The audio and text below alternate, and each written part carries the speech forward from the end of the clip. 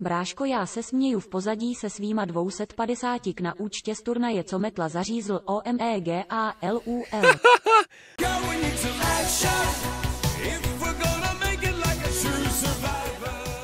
Čus. Jo, tě napíšu a Instačem na Facebooku ještě. Okay. Čus. OK. Tak čus. To co tady je za bombu? Bratře, to jak čekal ty vole s tím donem? Smartardí něco? No tomu je teda. XDDD top dono. Hovno. Vojtěchus 6, 4111 korun českých. Na tůli moc rád zajdu, Vojko. To je výška jako prase, vole, to jumpoval, vole. Ágo, ty ještě nespinkáš. Juj, to je roztomilé. Ágo. Už se zase používá ten termín. 1 kilogram kartofl, 1 litr milch. Taylor díky za 40, Haukere díky ještě za 5 kilando. Vojtěchusí díky za takovou bombu absolutní tady, ale ty vole. Tool už tady prostě nechtěl vizér, který tady tyhle mi jako dluží 5. Včera tyhle takový gigantický top dono, ani jeden z nich to nechtěl a zpátka se mi pro změnu taky ne. Protože to byl Theodor a ten je na Slovensku. Normálně, vy si počkáte prostě 3 dny, když je to už teďko, dneska večer, abyste tady dělali klamriádu. Skvělý. Vy Vojtěchus 6. Prostě kdo to vůbec je? Znám tě? Jsi to nějaký creep? Jsi proti 2 BTV, dvojtečka Smirk. No jistě, tady je parťák, který ty vole teďko. Jsem akorát nahodit stejný jméno. Jsi proti 2 bu Smirk. Tak takhle to dělá. Hele Vojtěchusi, podle mě nechceš ty vole, podle mě tohle z toho nechceš Vojtěchusi, jo. Vole, proč to posílají po litru? Ne, asi proč nejdou prostě po 39 korunách. To je moje +1 smiley face. Co tady kámo, normálně. Já si asi jdu pustit zase nějaký A2 nebo nějakou video essay, nebo já nevím to. OMEGALUL. Jo, čas na nějaký super video. Jdu se podívat, proč neuspěla nějaká random Xbox 360 generace střílečka. Počkej, co teďko vydal tyhle za video G-Man? Nová MadPad Game Theory. Hele, jako víš co, po Playtime Chapter 2 jsme tady hráli hnedka, takže... It's been so long. Se rád podívám. Bráško, já se směju v pozadí se svýma 250 na účtě z turnaje, co metla zařízl OMEGALUL. Ne asi, toká celých těch 250 000 prostě sponzoroval on. Teďko to potvrdil tímto donatem a potvrdil i, že ten nejlepší kámoš metly. Oni to udělali spolu a zahráli toho pro publikum, aby to vypadalo, že jeden prostě dostane bídu. So good to see you again. Well, not good, really. Don't say anything. Mommy knows. You thought you could just walk right in here, didn't you? As if nothing ever happened. What a joke. Well, they're all dead, all of them. And you did that. Try to live knowing that for whatever brief time you're still alive. But hey, that's just a Tyba, ona měla jenom natáhnutelný končetiny a všechno, ne? Ona nedělala pavučiny. Hello internet, welcome to Game. Stillwood Bank, skip, ale ať tady nejsme věčně. No, kdyby alerty se mnou kurva spolupracovali, tak bych byl moc šťastný. Hauke Roši, děkuju ti, bráško. Děkuju za takovou bombičku.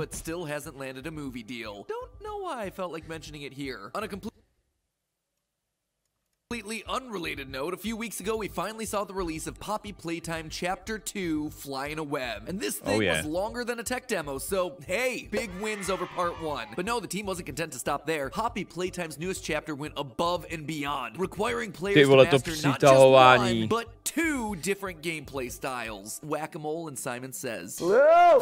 Yellow! We're violet! Every game is required to have a Simon Says segment for some reason. Já nechápu, jak multimilionový kanál může mít prostě takhle perfektně udělaný studio, nasvícenou webku, všechno. A když streamuje celý průchod tou hrou, tak to streamuje na 15 FPS, protože neumí nastavit OBS a stream PC. We're violet! Every game is... To dělá tak strašně moc, ty vole, velkých kanálů. Jo. To dělá i... Kdo to kurva dělal? U koho jsem to viděl? Dead Meat prostě, hororový kanál. Má ty vole kolik? 4 miliony odběratelů. Prostě každý jeho video, kde počítá killy, vidějí miliony lidí. On pak streamuje Dooma. A nemá to plynulý. Prostě skoro nikdy. Is required to have a Simon Says segment for some reason. I'm of course being facetious about the whole thing. This new chapter actually offered a lot of awesome stuff. Cool puzzles, thrilling chases, and an oversized plush toy failing to pull a lever. The animation is so adorable. I could sit here and watch that all day. Oh, and there are also collectible trophies now. Really challenging collectible trophies that'll push you to the limits of your gamer senses. Any secret trophies or anything that we see up here? Any secret trophies? Idiot. Já to ochladím.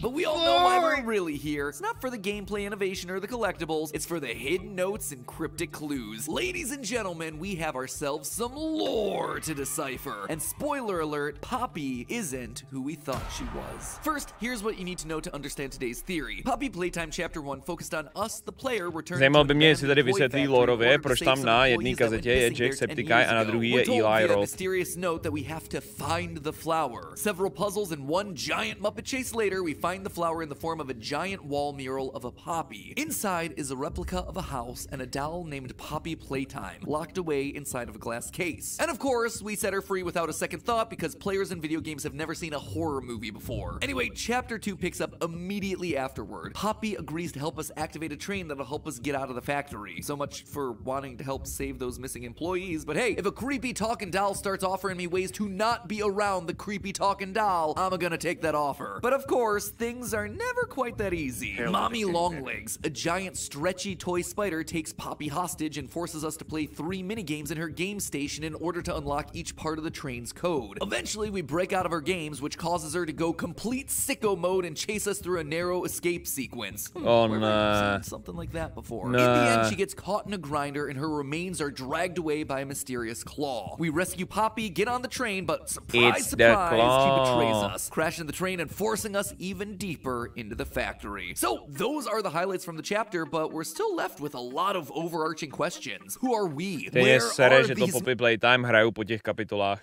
Kdybych o tom vůbec nevěděl, nebo to vydali naráz, tak ty vole zahrát celých těch 8 hodin v jednom prostě, ne v jednom streamu, ale třeba ve 2 lahodných streamech. To byla parádička, kurva. Ale co už, no? Takhle to máme, vždycky na 2 hoďky. Missing employees we're so concerned about. What's the true nature of the toys, and who's secretly pulling the strings behind all of this? Well, I think I have the answers to each and every one of those questions. Security Breach byl lepší než Poppy. Třeba to bych úplně neřekl, ten FNAF jako byl docela dost zabagovaný. Byl fakt hodně zabagovaný.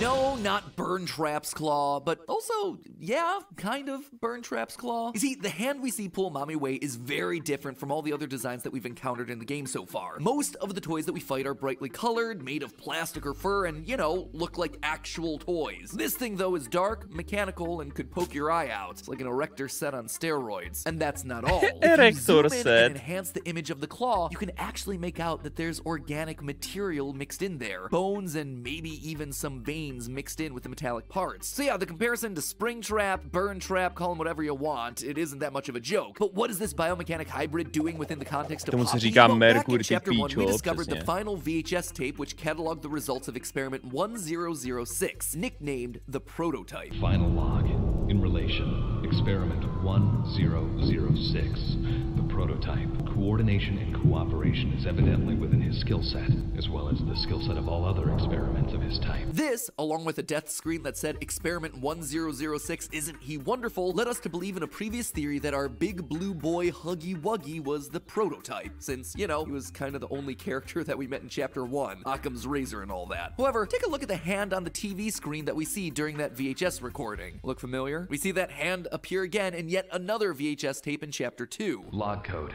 08502 in relation, experiment 1006, the Prototype. The Prototype seems to possess an unprecedented level of intelligence, beyond that of all other test subjects, as well as an alarming willingness to commit violence. Experiment 1170, Huggy Wuggy, remains the optimal outcome. PPM. Instant dono zpátky. Jak to tam Insta poslal? Dostal top donem celých 2,6 sekundy. No, jako prostě oni mu chtějí ukázat dominanci. Vojtěchu si díky moc, každopádně šéfe, děkuju. Trapošení se s releasováním po epizodách, co je kurva rok 2012. Nemůžu se dočkat, co Lee a Klementínka budou dělat v další epizodě. No, jako některých seriálů to dává smysl furt a u her to je těžký, no, protože tam prostě ty vole ty hry, tam čekáš na ty epizody měsíce, že jo. Že seriál, tak máš každý týden epizodu. Pokud to Game of Thrones je hodinová, tak to je docela OK, že jo, ale tady prostě čekat na 2hodinovou gameplay epizody popy Playtime, čekat jako více jak čtvrt roku, je prostě pak maras, no, když jich má být 5. But what makes it so special? Well, during that same VHS tape, we also hear how the prototype takes apart an alarm clock and uses it to make a laser pointer. In short, it's smart and it's able to repurpose things, which would explain Mommy's concern in this moment. What have you done? You make me part of you! She's gonna be reused and repurposed by this entity in order to help the monster escape. Kinda makes you wonder if the veins and bones were how this creature was originally designed, or maybe that's what happened to all the other missing employees. Their bodies were added to the machine. It's interesting. In our last theory, we predicted that Mommy Longlegs would be adding the bodies of dead toys to herself in order to become stronger. We were right about the concept, just looks like we were wrong about who it applied to. As for how this thing is gonna wind up looking, anyone remember Sid from Toy Story 1? Sounds like we might have found one of his creations. So right now it looks like the prototype 1006 is gonna be our overarching villain for the franchise, taking pieces and parts of the other toys and maybe even pieces. Vojtěchu, díky za litvíček. I 2v1 mi nejde ani volku, natož IRL, Omegalul, I get. Hawker, ty vole, insta prostě. To tam sází.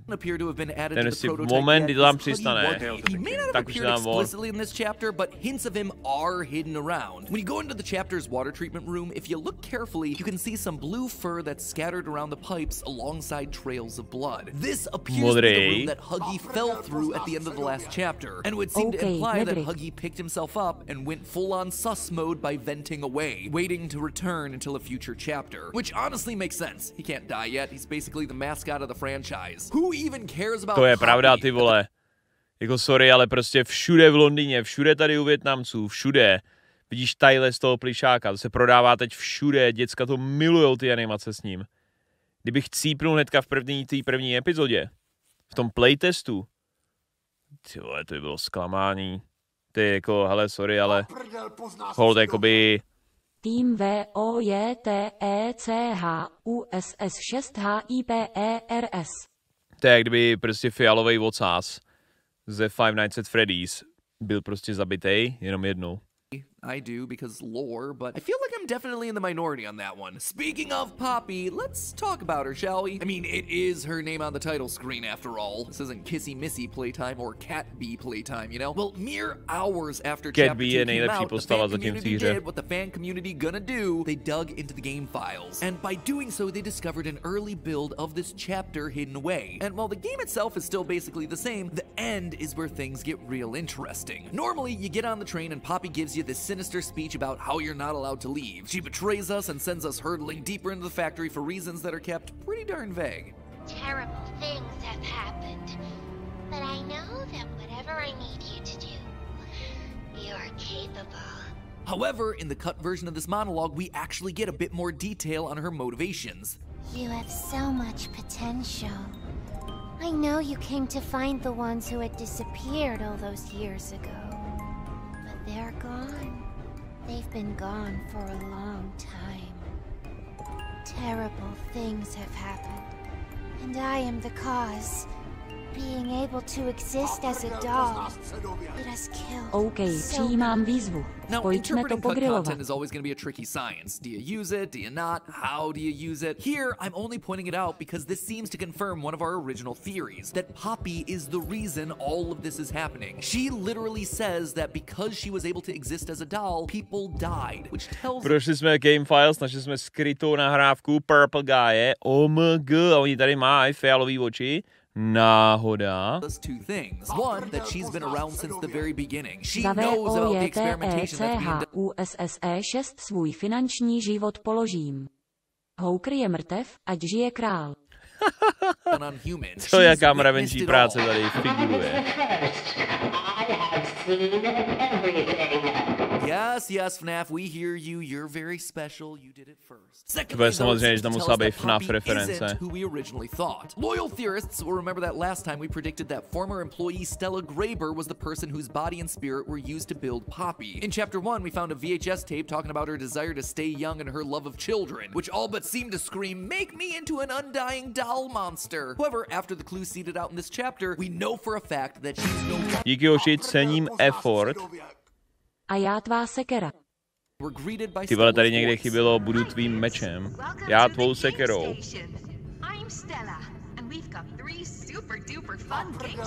Her name also appears on the bottom of a document outlining how to... Ano. A já tvůj luk. Tak se mi to líbí. Test children using the various game station modules. Quote, give all reports to Ms. Stella Graber to sort through. So Stella was clearly involved with whatever experimentation was going on at Playtime Co. And since these experiments were started because the living doll Poppy existed in the first place, Stella can't be Poppy. In that same document, we also see references to Mommy Longlegs. Now, if you look closely at the Mommy Longlegs commercial that plays at the top of the chapter, Stella can't be Poppy. In that same document, we also see references to Mommy Longlegs. Now, if you look closely at the Mommy Longlegs commercial that plays at the top of the chapter, you can see that it's dated 1991. Poppy was meant to be the first living toy developed back in 1950. Therefore, if Stella was alive around the time of Mommy Longlegs, then she couldn't possibly be inside Poppy. So, if Poppy isn't Stella, then who is she? Well, early in Chapter 2, we visit Elliot Ludwig's office, founder of Playtime Co. It's here that we learn that he experienced a tragic family loss sometime in the 1960s. In the 1960s, an unfortunate family death had pushed Ludwig down to his lowest. This loss is what spurred him to work harder and build an empire around his toys. Now, it's not actually clear who this family member was. You would suspect his kid, right? Kid dies or is dying and he finds a way to make her into a living toy. Yeah, I am broken. I will put you back together. Thank you, FNAF. Go and do something else with your life. Make your lore more sensible. Stop trying to butt into other people's narratives, okay? Other people's very similar narratives. Anyway, as I was saying, you would suspect that he's doing this for his kid, right? And that's who Poppy is. It's his daughter. But there's a wrinkle to that, and it's not coming from the game, but rather the game's website. You see, we know via a newspaper article hidden on the About section of Playtime Company's merch website that Elliot's wife divorced him in 1930. This means that if a child came from that relationship, that biological son or daughter would have been in their 20s or 30s when Poppy was created. It seems a bit old, to be honest. The loss could have been a grandchild. That's definitely a possibility. But for me, I think the most likely option was that it was an adopted daughter. In Chapter 1, we see a lot of posters hanging on the walls talking about Playtime Co's adoption initiative. What if that Tohle to si pamatuju. Co to tady je v chatu?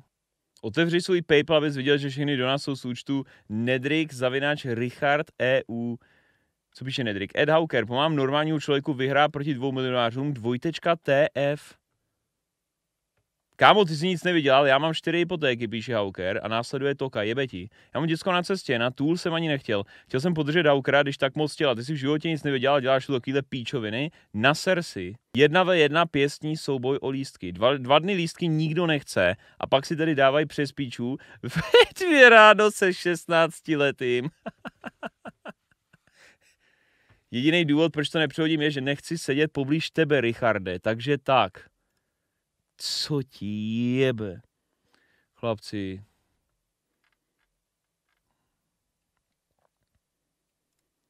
Chlapci. Já to nechápu, ty vole. Richarde, ty máš lístky. Ty doslova máš lístek ode mě. Tyhle ty 2 mají taky lístky. Vyloženě nejvíc smutnej musí být Vojtěchůz, který ty vole vůbec nemá lístky. A teďko se rozhodl, že je tady sniper na poslední chvíli. Ten nemá žádný lístky. A ten nakonec teďko stojí jako v rohu a čeká, až vy si tady ty vole vymlátíte navzájem, tím, že vás prostě ty vole potrolí Nedrik. Aby tam nakonec mohl být on. Hoši. Ty vole, já nedal ani korunu, no já si říkám, ty vole, Nedrik nikdy neposílá donaty. Když jste kurva viděli Nedrika poslat donate? We are in endgame doslova nikdy neposlal donate, vždycky posílal suby. Nemůžou jít všichni 3. Normálně podle mě Nedrick vás tady trolí, aby se tady explodovali úplně. Já tady dostal vyhlášeno 16letý kluk, který napsal, bylo to moje dono TF. Počkej, já se podívám. To mě poser. Moment, já se jdu mrknout na maily. Ty 40kový pod jménem Vojtěchus jsou samozřejmě od někoho jiného než Vojtěchus. Všechny litrový jsou normálně od Vojtěcha. A není tady jediný donate od Nedricka. Jakože fakt není jeden jediný. Doufám, že mě brácho vemeš sebou. Máš tu ode mě už 300. Ty vole, Nedrick prostě. Nedrick dostal 5řádkovej, ty vole, grill o tom, že ještě nic nevydělal a že to je píčus, ty vole. A jakou bídu dostane normálně, až bude mít hypotéku. Nedricku normálně, ty vole, jako máš to zapotřebí, prostě ve 2 ráno dělat tady troly na internetu. Program was initially started because Elliot had an adopted child himself, and he wanted to bring that joy to other families, thereby modeling it in those Playtime company values. And then, when his daughter dies or is suffering, he, you know, has to find a way to put her back together. So, his adopted child dies tragically, and he tries something to revive her, probably by fusing her with Poppy. And it works. Something he does works. She's in the doll, but he's not exactly sure what he did. Might I suggest trying Remnant? Or Agna? Sorry, now I'm just going out of my way to do it. Anyway, we know that he's unsure based on a note that we find in Elliot's office in chapter 2. This note talks about experiment 814, in which they try to bring rats back to life using the poppy flower. My suspicion is that this is because he was somehow able to revive his daughter inside of Poppy, a doll who we're told has the essence of poppy flower built into her hair. This is also why we find Poppy hidden in a glass case. It's so his daughter can be preserved, protected, and also studied. It's because he saw it was possible, and then he went on to repeat it, which is why he's so happy about his wonderful experiment 1006, the prototype. After nearly 200 additional experiments post poppy flowers and rats, this is where he finally cracks the code. He's brought things to life, but the prototype is too smart. It escapes and doesn't obey orders, sending the factory into chaos. This is why we hear that Huggy Wuggy is actually the perfect creation. Dorovnávám ten shit, co jsem poslal za Vojtěchuse. Chci od tohohle ruce pryč. Huggy Wuggy remains the optimal outcome due to his sufficient intelligence paired with maximum obedience. And that, my friends, is the story of how everything started at Playtime Co. We now know that Elliot Ludwig's adopted daughter is likely the entity inside the Poppy doll, and that our overarching villain for the series is the prototype, the first successful recreation of that technology, of bringing something back to life. A toy that steals and uses the pieces and parts of other things to make itself stronger. But there's still lots more to discover here. Who or what is inside the other toys? Are they employees or are they something else? What about the mysterious death screens that we see each time we die? What are they trying to tell us? If people are inside of toys, then what about the prototype? Is it someone important, or is it just a random collection of people? And probably the biggest question of all, who are we in relation to all of this? I suspect that I may have figured out our character's name and possible role in the company, but answers to that and more will have to wait for next time, just because I have a few other things that I want to double check inside the game first. So make sure you grab pack that subscribe button to guarantee that you see our second part of Chapter 2's coverage when it comes out here in a week or two. And until then, remember, it's all just a theory. A game theory. Jako to, za koho hraješ, je důležitý i ve FNAFku, protože a tady to není jako vůbec zmiňovaný schválně. A to bude klasicky ten twistíček, že si to tam nechají, protože stejně jako ve FNAFku v některých dílech je sakra důležitý, za koho ty hraješ, protože tam mění ta hlavní postava a její motivace, proč ty tam vlastně kurva seš a děláš tam ty jako u monitorů. U monitorů tam děláš pozorovačku. Watch duty. Chat, není to self-dono, zcela jistě je pouhá náhoda, že se jmenuju taky Vojta a rozhodně to není proto, aby se mi to líp pamatovalo. Jo.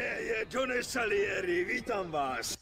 Je to můj second mate, já to mám nabindovaný, actually, na židli. Já jsem tady takhle vyčilovaný u toho videa a vždycky, když zmáčknu ten Herman Miller, tak tady mám kabel prostě zapojený až do Stream Decku. Já jsem takový genius. Ty vole, jako kdyby se tohle stalo doslova ten první večer, tak se jako asi ani nebudu divit. Ale potom, co tři lidi říkám, bráško, jdeš na ty tool, ty vole, mě propadnou ty lístky prostě. Tak, nope, všichni 3, a teďko finální večer. Oh boy. No, tak, hele, uděláme to jednoduše. Vzhledem k tomu, že Toka, Hawker mají lístky na ty tool jako takový, tak můžu úplně v pohodě vzít Vojtěchuse, jako ještě ty vole, když tady jako je top dono. Toka Hauker, hele, normálně to, normálně mi klidně hoďte refundoš. Každopádně, jako myslím si, že nejhůř to tady definitivně odnesl Nedrick, který tady jako rozpoutal docela bídu. Už jenom tím, že se vyjadřuje do chatu. Alternativně mi můžete dát refund všichni tři. Jak ty Vojtěchusy, tak Hauker, tak Toka. Klidně vám je všechny přijmu a odešlu zpátky, nemám s tím problém. A ty svoje 2 lístky já dám jeden tomu Lukášovi a ještě tomu Tomovému kámošovi, aby nepropadli. A vy si je můžete koupit někam do nějakého random sektoru a pak se tam někde potkáme. Protože já vlastně ani nepochopil, kdyby ten tool koncert byl vyprodaný, ty vole, tak to bude asi jako docela, tak to jako ještě taky chápu, ale ty vole, jako normálně se stačí teďko vzít lístky. Normálně tady jsou ještě. Sektor 102, 111, 112, úplná pohodička. Vojtěchu díky za 40, děkuju ti. Staterius díky zase pro stavovské povstání, kde byl Tool v Praze, v tu aréně. Já myslím, že tady je s tím tempem, já musím prostě říct, ty vole Tool, ať udělají normálně samostatný koncert jenom pro nás. Tady pro chat, ať to prostě odstreamujou. A perfektní. Si myslím, že jakoby pravděpodobně s tím mohli souhlasit. Doslova jsem potrolil 2 lidi. Nedrickou normálně neuvěřitelný, ty vole. Jako u toho metli to chápu, ale ten to dělá z biznisového hlediska, že se chová jako hovado, ale ty vole. Ty prostě ses rozhodl, kurva fix, ty vole. 3 ráno, nemůžu usnout. Bloodhound už je vypnutý. Co bych teď mohl kurva udělat? Uvidím se všema 3, který tady na konci byli ready. To tak vypadá. Uvidíme se všema 3. Takže jakýkoliv stížnosti můžeme doslova vyřešit přímo na místě. Kam ti mám napsat? Já ti napíšu teď hned.